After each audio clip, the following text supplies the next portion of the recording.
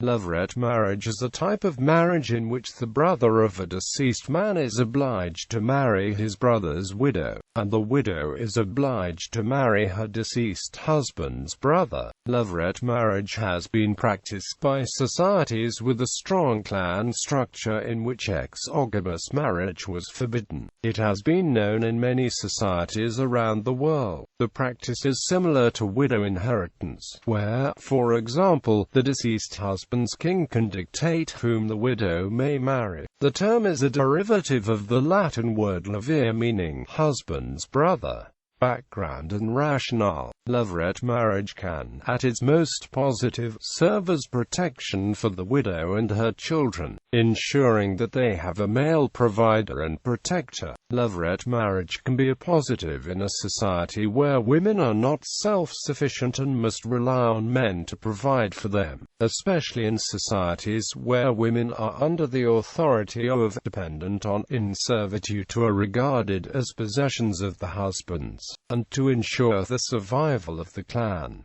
The practice of levirate marriage is strongly associated with patriarchal societies. The practice was extremely important in ancient times, and remains so today in parts of the world. Having children enables the inheritance of land, which offers security and status. A levirate marriage might only occur if a man died childless, in order to continue his family line. The anthropologist Ruth Mace also found that the practice of widow inheritance by younger brothers, common in many parts of Africa, serves to reduce population growth, as these men will be forced to marry older women. Judaism. A levirate marriage is mandated by Deuteronomy chapter 25 verses 5 to 6 of the Hebrew Bible, which obliges the oldest surviving brother of a man who dies childless to marry the widow of his childless deceased brother, with the firstborn child being treated as that of the deceased brother, which renders the child the heir of the deceased brother and not the genetic father. Religion. Professor Tikva Fry-Makensky has pointed out the economic implications of a Hebrew levirate marriage. The first child born to the brother's widow would be deemed the heir of the deceased brother, and entitled to claim the deceased brother's share of inheritance. If the deceased brother was the firstborn son, the levirate child's inheritance was the double share to which the deceased was entitled. However, if the deceased brother were childless, the living brother would be entitled to inherit an increased share, or if the oldest surviving son, a double share of the increased share. However, if either of the parties refuses to go through with the marriage, both are required to go through a ceremony known as haliza, involving a symbolic act of renunciation of the right to perform this marriage. Jewish law has seen a gradual decline of yibum in favor of haliza, to the point where in most contemporary Jewish communities the former is strongly discouraged. Islam. Islamic law clearly lays down rules for marriage, including who can marry whom, and although the Quran does not prohibit a man from marrying his brother's widow, it does prohibit the wife to be inherited. O you who have believed, it is not lawful for you to inherit women by compulsion, and do not make difficulties for them in order to take part of what you gave them, unless they commit a clear immorality, and live with them in kindness.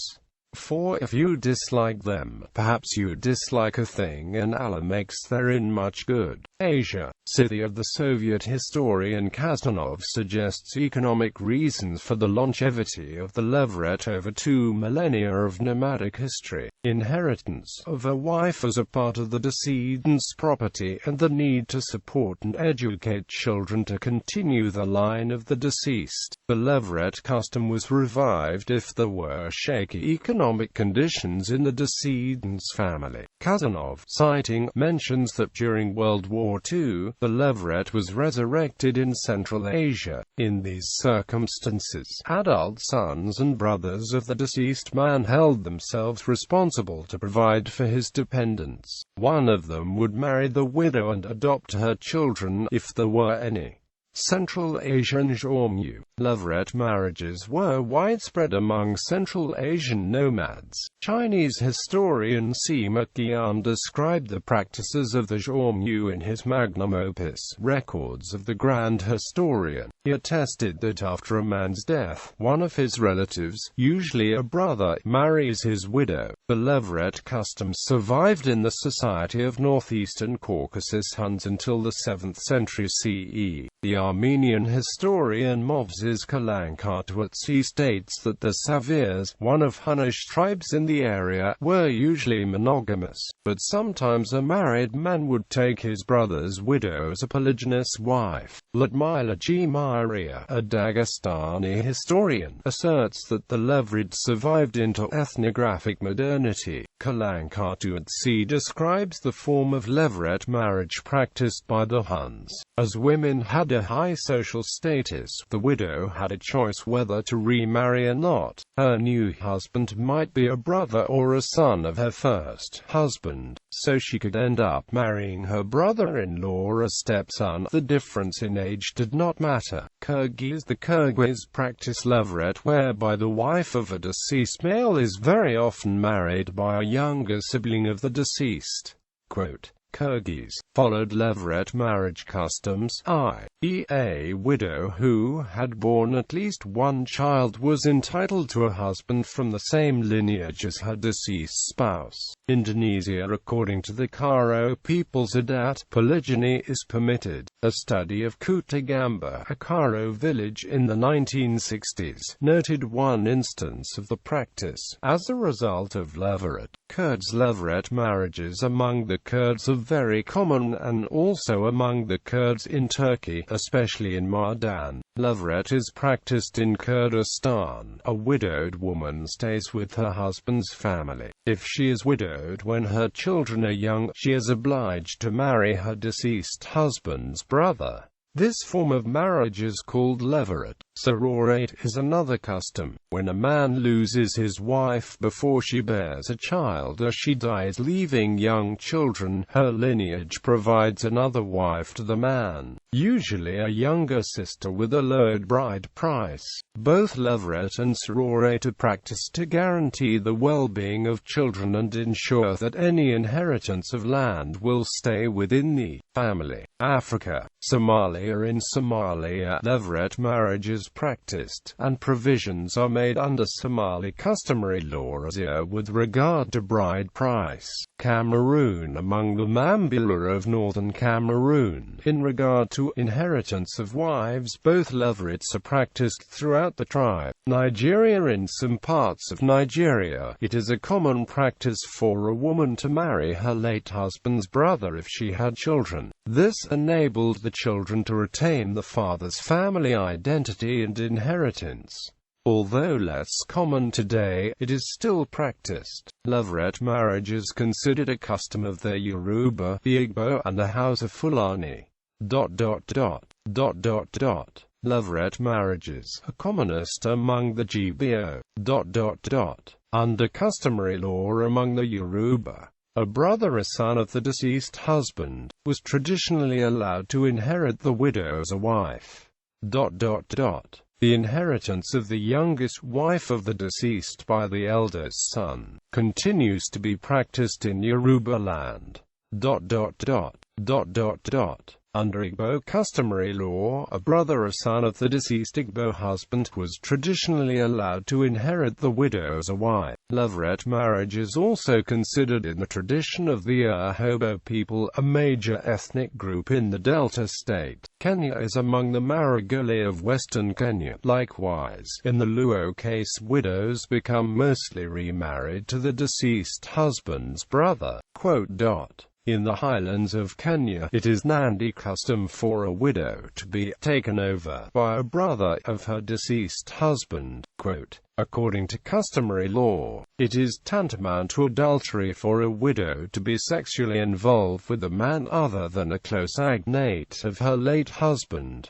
South Africa. In countries such as South Africa where a Levirate marriage is known as ukunjanwa, the obligation for a woman to enter into a Levirate marriage is on the decline due to increasing awareness of women's rights. Among the Zulu, the Levirate and ghost marriage was common until relatively recently. South Sudan Levirate marriages are very common among South Sudan's Nilotic groups, especially common among the Dinka and Nuer people. An alternate form, the ghost marriage, occurs when a groom dies before marriage. The deceased groom is replaced by his brother who serves as a stand-in to the bride. Any resulting children are considered children of the deceased spouse. Zimbabwe. In Zimbabwe, Levirate marriage is traditionally practiced by the Shona and it is commonly known as kugara in Haka. Under the practice, the younger brother is the one who can inherit the wife of the elder brother. The elder brother is not allowed to inherit the wife of the younger brother. As in the rest of the world, the practice is now being discouraged due to the epidemic of HIV and AIDS. Europe. England. In English history, Levirate marriage practices have been followed for dynastic reasons,